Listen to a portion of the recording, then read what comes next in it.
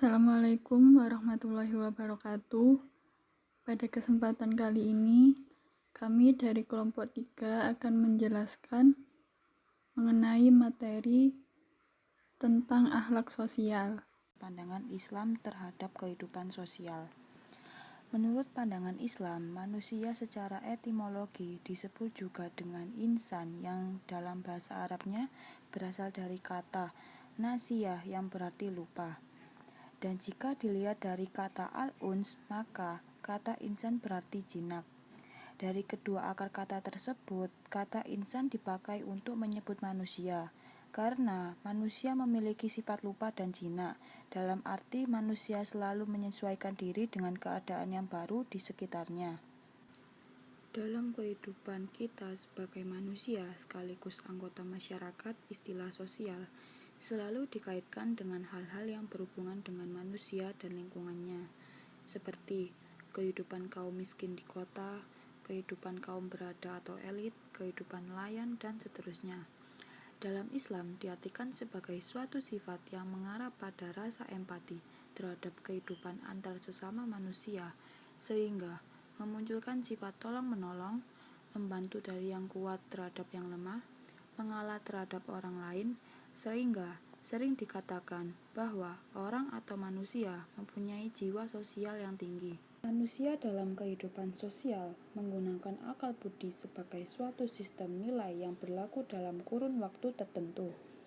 Hidup berbudaya tersebut meliputi filsafat, aktivitas, dan artefak yang meliputi segala aspek kehidupan manusia itu sendiri, seperti pandangan hidup, politik, teknologi, komunikasi, ekonomi, sosial, budaya, keamanan, dan lain-lain. Pada diri manusia, sejak dilahirkan, sudah memiliki hasrat atau bakat atau naluri yang kuat untuk berhubungan atau hidup di tengah-tengah manusia lainnya. Selanjutnya, saya akan menjelaskan mengenai masyarakat dambaan Islam. Masyarakat dengan tatanan Islam membentuk tatanan-tatanan yang bersumber dari hukum yang dibawa oleh Nabi Muhammad SAW. Tatanan-tatanan tersebut antara lain: 1. Tauhidullah. Artinya setiap individu yang merasa menjadi anggota masyarakat Islam semestinya mendasarkan hidupnya pada prinsip tauhid, yaitu mengesahkan Allah, dan tercermin dalam seluruh segi kehidupannya. 2. Ukhuwah Islamiyah adalah sebuah istilah yang menunjukkan persaudaraan antara sesama muslim atau mukmin di seluruh dunia tanpa melihat perbedaan kulit, suku, bahasa, dan kewarganegaraannya. Dan yang mengikat persaudaraan itu adalah kesamaan keyakinan atau iman kepada Allah SWT dan Rasul-Nya. 3. Persamaan dan kesetiakawanan. Artinya, bila hidup menyadari sebagai hamba Allah, maka hanya Allah lah yang maha kuasa dan maha mulia. Dirinya hanya sebagai hamba, tidak akan terbetik dari hatinya perasaan yang lebih mulia dari sesamanya. Perasaan ini akan menumbuhkan kebersamaan dan persamaan yang juga akan menumbuhkan kesetiakawanan yang bersumber dari dalam lubuk hati yang diteduhi oleh iman. 4. Musyawarah dan tasamuh. Artinya, segala usaha serta tindakan-tindakan dalam masyarakat senantiasa akan dilihat dari segi kepentingan umum dan untuk kepentingan bersama.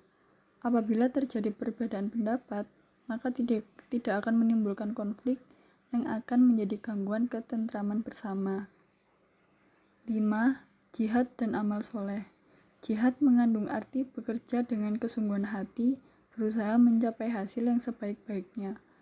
Jihad merupakan karakter seorang mukmin yang terus bekerja dan berusaha menciptakan kesejahteraan untuk dirinya, keluarganya, dan masyarakatnya, serta bangsa dan negaranya sebagai wujud amal solehnya. 6. Istiqomah. Artinya lurus terus, di mana maksudnya setiap muslim akan tetap memegang dan memperjuangkan kebenaran yang datang dari Allah. Toleransi inter dan antar umat beragama dalam pandangan Islam. Kaidah toleransi dalam Islam berasal dari ayat Al-Quran, La ikraha fi al-din, yang berarti tidak ada paksaan dalam agama. Toleransi mengarah pada sikap terbuka dan mau mengakui adanya berbagai macam perbedaan.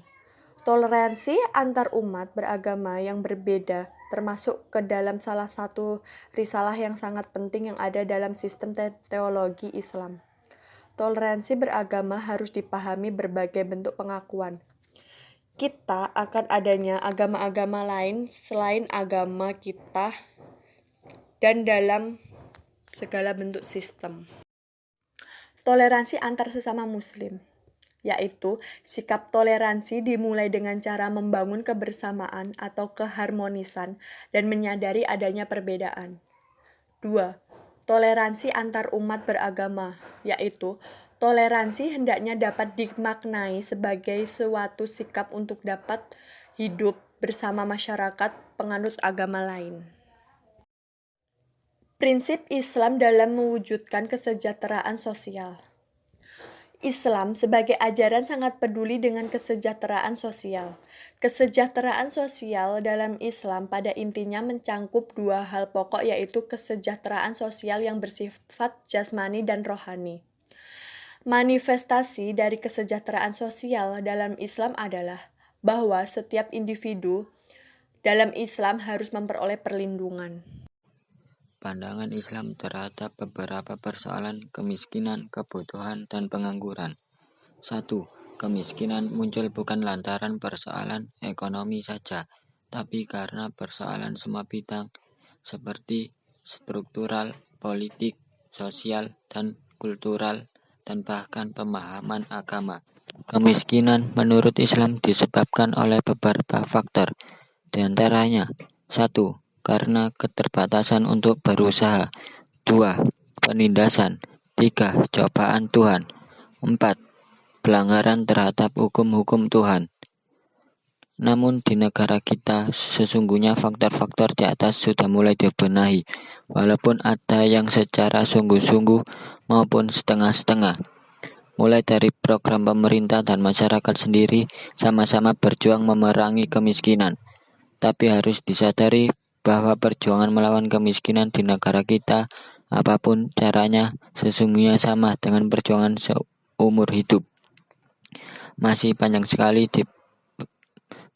panjang sekali perjalanan untuk mencapai hasilnya. 2. Islam menyadari bahwa dalam kehidupan masyarakat akan selalu ada orang kaya dan orang miskin. Hukum kaya miskin sesungguhnya adalah hukum universal yang berlaku bagi semua manusia, apapun keyakinannya, karena itu tak ubahnya seperti kondisi sakit, sehat, marah, sabar, pun sama dengan masalah spirit, semangat hidup, disiplin, etos kerja, rendah, dan mentalitas. Islam menyadari bahwa dalam kehidupan masyarakat akan selalu ada orang kaya dan orang miskin. Sungguh hal itu memang sejalan dengan sunatullah atau hukum alam sendiri. 3. Dampak dari kemiskinan seperti kriminalitas, kekerasan, perampokan, dan lain-lain. Maka diperlukan semua segi, antaranya ekonomi, kesehatan, pendidikan, kebudayaan, dan teknologi. Selain itu, ada segi lain yang tak boleh kita lupakan juga dalam mengatasi masalah ini, yaitu agama. Islam memberikan pesan-pesannya melalui dua pedoman, yaitu Al-Quran dan hadis. Melalui keduanya kita dapat mengetahui bagaimana agama Islam memandang kemiskinan. Maka sudah sepatutnya orang kaya, termasuk pemerintah, membantu orang miskin. Menurut Islam, dengan adanya bantuan orang kaya tersebut, agar orang miskin tidak terjerumus ke dalam perbuatan yang dapat merendahkan martabatnya sendiri. Islam sesungguhnya telah menyadari bahwa terkadang kefakiran dan kemiskinan akan menjadikan manusia pada kekufuran. Untuk itu Islam pun memberikan sumbangsi solusi penanggulangan kemiskinan dengan dua model. Yang pertama, wajib dilakukan, dan yang kedua, anjuran. Adapun yang mesti dilakukan adalah zakat. Infak wajib yang sifatnya insidental, menolong orang miskin sebagai ganti kewajiban keagamaan. misalnya membayar fidyah dan menolong orang miskin sebagai sanksi terhadap pelanggaran hukum agama, misalnya membayar kafarat dengan memberi makan orang miskin. Sedang yang bersifat anjuran untuk dilakukan adalah sedekah, infak, hadiah, dan lain-lainnya. Tentu saja semua hal di atas dilakukan bagi orang yang mampu secara finansial. Namun, bagi yang tidak mampu pun dalam hal itu diwajibkan juga, yaitu dengan memberikan nasihat, spirit, dan motivasi kepada kalangan rakyat jelantah. 4. Kebodohan yang dimaksud ini adalah bodoh dalam memahami Islam. Bodoh di sini tidak dapat memahami agama Islam, bukan karena IQ rendah, namun karena seseorang tidak mau menggali ilmu agama yang dapat menguatkan imannya. 5. Uwais Al-Qarni mengatakan ada 2 kebodohan dalam agama, yakni bodoh basit, yaitu kebodohan seseorang dalam meyakini sesuatu yang diyakininya karena dia benar-benar tidak tahu. Bodoh murakah, yaitu kebutuhan seseorang dalam meyakini sesuatu yang diyakininya dan dia benar-benar meyakini kebenarannya itu sehingga sangat sulit diluruskan. 5. Dalam pembangunan ekonomi negara berkembang, salah satu masalahnya yang kerap kali ditemukan adalah pengangguran. Hal ini terjadi karena berbagai sebab. 6. Dari sudut pandang Islam, pengangguran bukanlah tanggung jawab mutlak dari pemerintah. Hal ini karena termasuk tanggung jawab berbagai pihak termasuk umat Islam. Menurut Gardawi, pengangguran dibagi 2 macam, yakni yang pertama adalah pengangguran Jabariyah, yaitu menganggur karena tidak ada pilihan lain sebab tidak mempunyai keterampilan. 2. Pengangguran Khiyariyah, yaitu orang yang memilih menganggur dan bergantung pada orang lain padahal dia mempunyai kemampuan. Islam sangat melarang untuk menganggur dan sangat menganjurkan untuk bekerja baik untuk kebijakan kita sendiri di dunia maupun akhirat. Larangan menganggur karena hal ini dapat menyebabkan manusia dalam zona kemiskinan, sedangkan kemiskinan akan mendekatkan pada kekufuran. Sekian dan terima kasih atas presentasi kelompok kami. Kurang lebihnya mohon maaf. Nun kolami wa ma yasturun. Wassalamualaikum warahmatullahi wabarakatuh.